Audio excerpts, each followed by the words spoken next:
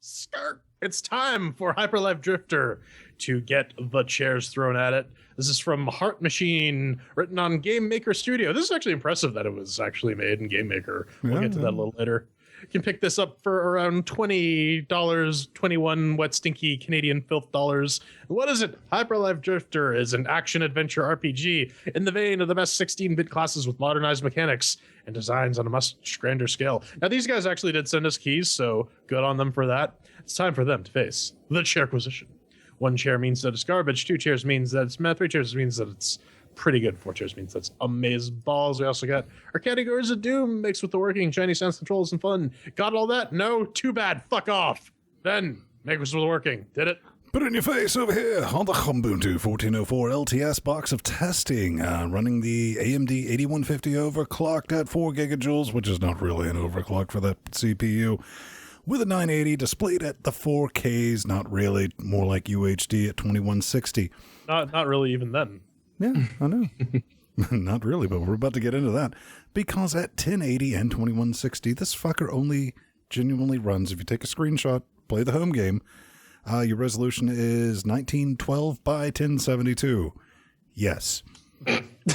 Which leads one to beg the question, how weak is your development kung fu when it fails to maintain 30 FERPs at that resolution? I mean, wow. But we do need to address this. I think Pedro's going to go into it more in depth than me.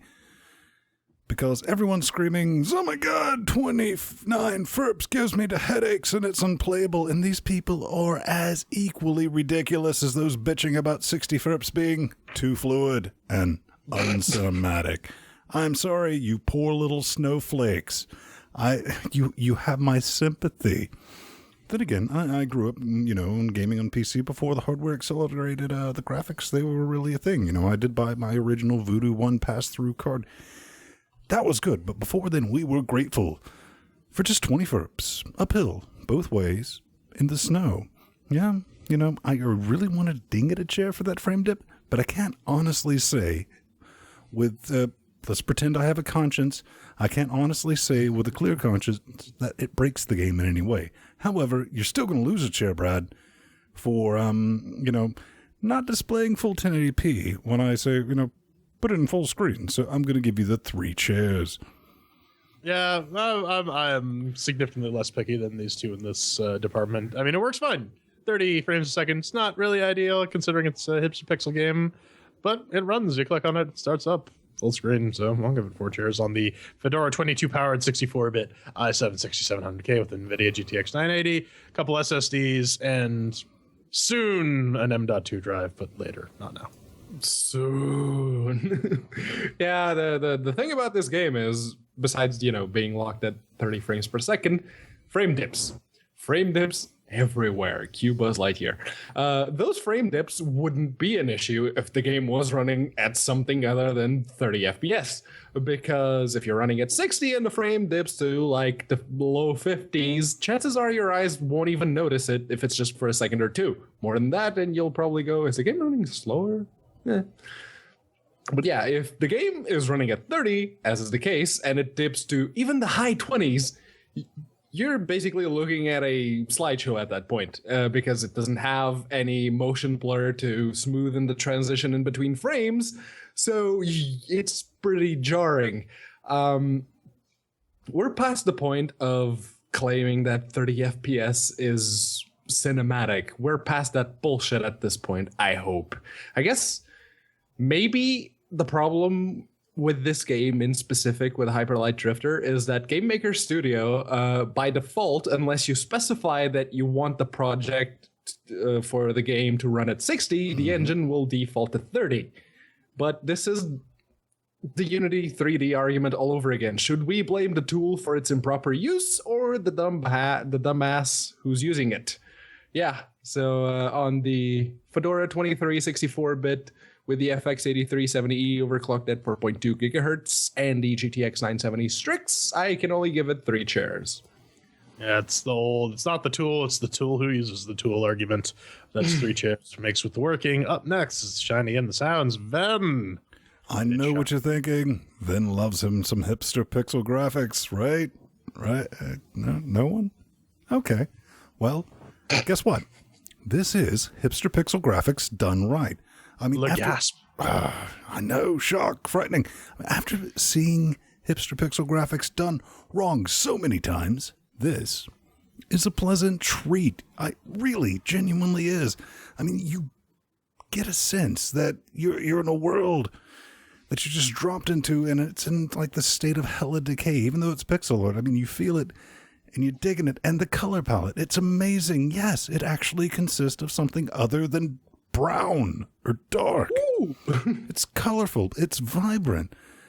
It's so well done. Amazingly well done, even at that moon resolution that it tries to run at, scaled. I guess maybe I should clarify. You can run it in windowed mode and stretch it. Be careful when you do that, because sometimes when you start it back up in full screen mode, it'll like show up in a little tiny little corner. Pro tip. Anywho, let's talk about the sounds. I mean, because you're going to have to mix that in with that proper soundtrack that this thing delivers in spade. It's no chip tune shite. You're not going to be listening to that. You're going to be listening to a proper soundtrack back with proper sound effects. Good sounding thwacks. Good sounding footsteps. I mean, all around. The only thing I can compare this to when it comes to surprising me with the hipster pixel type stuff is Axiom Verge, and that is really good company to be in when it comes to me, because I could not for Linux. put that down. So I'm going to give this 4 chairs. Oh yeah, dear God, the pixel art here is gorgeous. Like actually, holy shit! Like one of the great things about art is you can take a limitation and you can use it and embrace it to produce a very beautiful piece of art. And this is exactly what this game did. Hipster pixel devs, take note. This is the same thing that Super Brothers Sword and Sorcery did, and that game was fucking amazing looking, despite being hipster pixel. And like just like Ven said, the world, like as it's shown, is very good. It's very good use of visual storytelling, compounded by the high quality art. And the soundtrack, I didn't actually listen to the soundtrack on the first go round because I was too busy focusing on not dying. But you know, if I went and actually like sat and listened to the soundtrack a little bit, it reminds me of like some of the backer tracks they gave you for Numenera if you kickstarted that. And it sounds like it sounds like the background music for a mysterious, broken, futuristic world, and it's really, really cool. I will give this 4 chairs. Good job, guys. Yeah, teeny tiny wrench I'm about to throw in this machine. Yeah, the soundtrack for me personally sounds like someone let a rabid mountain lion loose on one of those mole floor keyboards sometimes. To the point it started grating on my ears to the point where I had to mute it. And if I have to mute your soundtrack, you're immediately losing a chair right off the bat. Now, that's for the soundtrack alone. The sound effects, on the other hand, are great. The combat sounds really bring out the extra meatiness when you swing your sword and you actually hit something. That little freeze frame effect, which paired up with the sound effects, it actually feels like you're hitting something, and all the guns sound really, really, really good.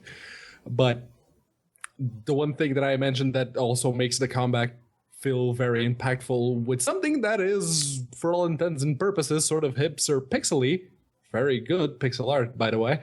But yeah, those freeze frame effects when you hit something, they're amazing. They're really well done, and they actually convey that sense of impact to the combat. And yes, I am aware of the apparent hypocrisy of commending the game on the freeze frame effect after railing on it for only running at 30 burps. But if you can't tell the difference between a freeze frame effect to convey impact and actually lowering the general frame rate for no other reason, then you couldn't be asked. You don't get a say in the matter. So you might need to go back and delete that comment you just started typing, Brad. For me, for Shiny and Sounds, it gets 3 chairs. Well, you know, Pedro, you can justify your hypocrisy all you want, but it still dragged the score down from a perfect 4 chairs in the Shining Sounds to 3. Up next is the control. Then, how did this sucker control? Well, I'm not a betting man, but, you know, when the game opens and it says, pull out one of these, this is the Exclude controller, and it's like, pull out an official Xbox 3. I was like, this one actually shows up as an Xbox 360 controller. and have some fun with it. Sit back and relax. So that's kind of how I've been playing this game, because this comes with a 3-meter long cable, so I can chill out on the little couch I have back here in the studio and play it. There's some issues, because you can't rebind any of the controls. Now, for me, this is not a huge issue, but I'm actually stuck using this little left hat stick as opposed to for controls, and that can be a little squiggly. That and slash, when you do your thwack and your hyperlight drifting, I don't know why, but they just seem like they should be reversed, and you can't reverse them. I mean, I'm constantly, before, especially when you get to later on, where the floors start disappearing, I always have to do a double check. I was like, all right, which one's which, before I note myself, because that will happen. Pedro's going to talk about some delay. Personally, I've never had issues with delay, but more than once. I think Jordan might even be able to back me up on this.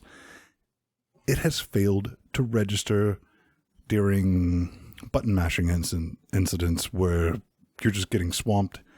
And as hard as this game is, it is more infuriating when you hit that button on multiple occasions to do something, didn't register, and that gets you killed to death.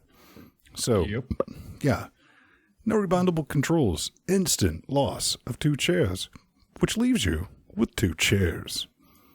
Yeah, I mean, it correctly handles the Steam controller and the PlayStation 4 controller, and as an added bonus, the PlayStation 4 controller vibrates, which means that Game Maker Studio is probably using some SDL2 black magic, because... Oh, yeah, it actually did that on the X-Clone controller. Good on that. Yeah, considering the Shield controller also works, SDL2 is at work. Yeah, good on them. Use SDL2, guys. That would get you some scores on the controls if you could, rebind them. I mean, yeah, I would really love to switch the shoulder button that the heal thing is on, because I kept hitting inventory switch instead of heal, and that fucked me over a few times. And like Ben said, in really intense fights, sometimes the button presses don't register, especially when you're trying to dodge or get out of the way. It's a great way to get killed to death. And one other gripe I had with this game is aiming is really an issue. Aiming is really bad with the analog stick, because if you're not in that perfect position, you're going to go in the wrong direction, and you're going to either dash into a wall or shoot empty space and waste your ammo. I really would have preferred to use the D-pad, giggity, but what are you going to do? That'll get 2 chairs.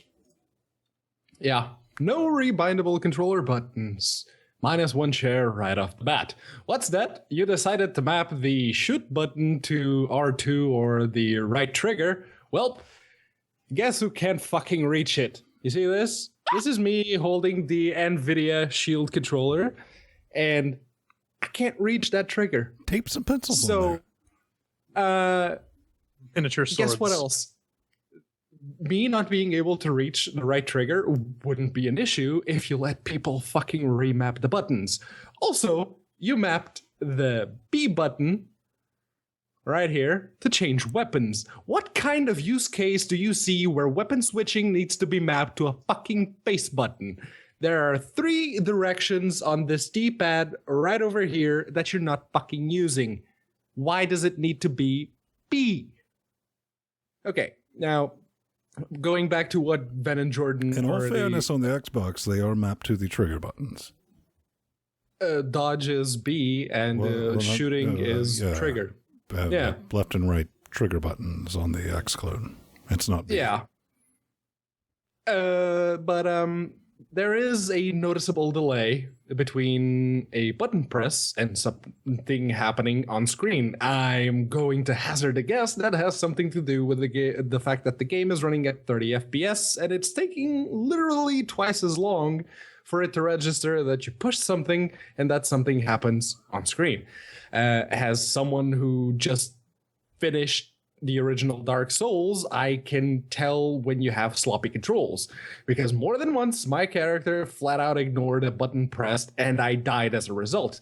Now, I guess probably my expectations are unreasonably high because, Dark Souls, but hey, you done cocked up, so 2 chairs. All right, that's 2 chairs for the controls. And finally, the fun segment. Ben, did you have fun with Hyperlight Drifter? Oh, ladies and gentlemen, boys and girls, sit back and relax, grab an adult beverage, because here we go. Because, well, this is Nintendo hard. Nintendo hard, but don't confuse that with fuck you hard, like some games are, intentionally. Kind of like Middle Earth, if you've played that, you kind of start out with a sword organ, so the first thing you do is you immediately go attack everyone and get killed to death. Then you realize it's easier to take advantage of the pants-on-head retarded enemy AI. Pro tip on that. Still having a good time with this game, but I'm kind of running I'm running on fumes because it's kind of like the lack of progress. Apparently you can earn some cash, but I put 2 arns into this and I only have 4 of the 12 bits that I actually need to buy anything. I kind of feel after like 2 arns of that playtime, I should be able to upgrade, I don't know, something. But, ultimately, that's a small gripe, but I genuinely believe it would help in retaining my attention for this game, this game still has my attention. And as I mentioned, aside from the controller derping out randomly, my main issue is kind of this. You have a health mechanic, which is little health packs. I call them the health stabby thing. And there's quite a bit of time to inject those to get your health back. If this was intentional, they're FSM damn geniuses, since it keeps you hella focused on your health stick. They're not very original, though, because Dark Souls did it too. I just say, my general rule to avoid getting doped, as I was telling Jordan during the live stream, is, once you're down to about 3 health units of blocks, stab time. And the whole point of that is to get to the next save point, not necessarily to try to stay alive. I know, shut up and tell us, is the game fun or not? Okay, here's it. It's a solid little hipster pixel game. It's got some buggy controls, and it's got a $20 price tag. And it reminds me a lot of Axiom Verge. Like I said, that is excellent company to be in. Because, it just drops you into this universe and screams, have at it, fucker. So this is what you need to think about before even considering this purchase, is if you like hand-holding tutorials, forget about it. If you like games with an easy mode, forget about it. However, if you like games that will teach you how to play by murdering your face off, oh yes, come get yourself some of this, son. It's quite a bit brilliant. And as I first stated in this, Hyperlight Drifter is Nintendo Hard NES or Gen Hard Genesis. SNES doesn't count because it was made for little babbies that don't know how to game. Hashtag Sega. It's going to give you that level of challenge. And if you don't know what that level of challenge is, you'll end up like that millennial blogger that Pedro posted on the G+. John Mason from Rock, Paper, Shotgun? That one who was bitching because big mean game, no hold hand, frowny face. It's fun. It's big. Like I said, in 2 hours, scratch the surface. But it's just a little bit overpriced for the amount of bugs. But, in all fairness, they are actively working on this. So, I'm going to give it 3, and I'm going to keep playing it. Oh. All right. We're done here? All right. Got off ChatterBait. Yeah, so I have the same problem as Gohan insofar as I need to learn how to dodge. Yeah, I mean, Nintendo Hard is a good description of this game. And like, it really takes a good page out of one of its key inspirations, Legend of Zelda, because there is a lot of world to explore, and it feels fun to actually go through all the various maps and go through all what's the word I'm looking for? Try and complete all the various areas and go through all the maps, because there's stuff to explore. And it's fun in that sort of hack and slash sort of way. If you're not in the middle of a gaggle of baddies, the best strategy is to like lure them out and kill them. They're not really smart. But what happens then is you get a bunch of them and they gang up on you. And by the time you have space to go stab yourself in the leg with your EpiPen, you die. I mean, I've gotten stuck at a few points. I'm currently stuck at one point right now. It's not fun time casual game, but what it does pretty well. And combined with the fact that the game is completely gorgeous and encourages you to explore, it does a good job about that. Also, it encourages you to not suck. But I mean, for me, repeating the same section over and over and over and over and over again until I figure out the absolute perfect way to do it, especially when you're low on med packs, like that fight that I'm stuck on currently, that I can almost get to the end of, except then I get noped because I'm at 1 health by the end of it. It's not necessarily my definition of fun, but I can recognize when a game like this is done well, and it is done well with some issues, but like Ven said, they are getting sorted out. I'll give it 2 chairs, and maybe I'll keep at it if I feel like punching a hole through my wall, or, you know, expanding my room to take up into this room, and I need something to clear out that wall. Yeah. When we were starting this, I thought of suggesting doing a little drinking game. Every time we mentioned Dark Souls, we take a shot. But since I was the only one who played that game, well, that wouldn't really work. So your liver's gonna pass on that one. But yeah, this is one of those games that, as a critic or, you know, an asshole on the internet, because, you know, not getting paid, as a critic, I love these kinds of games. Not just because it is a game in which I enjoy its mechanics in spite of its problems, but also because it has problems. And I guess that's really giving my opinion away in just 2 sentences, isn't it? Okay. Thankfully, there is no such thing as a perfect game. For all I drool over Ziggurat, Bionic 2's Fallout 2, and now Dark Souls, I can recognize that they're all flawed. And Hyper Light Drifter is deeply flawed. Not least of those flaws is, as I've mentioned, the 30 FPS lock. Even Super Mario Brothers on the NES ran at 60 or 50 if you were in one of the PAL regions.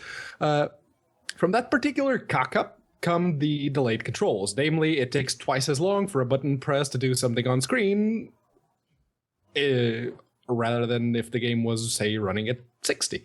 Then there's the frame dips, which again wouldn't even be a significant issue if the frame rate wasn't kept so low. And those frame dips cause certain button presses to be outright ignored at some points.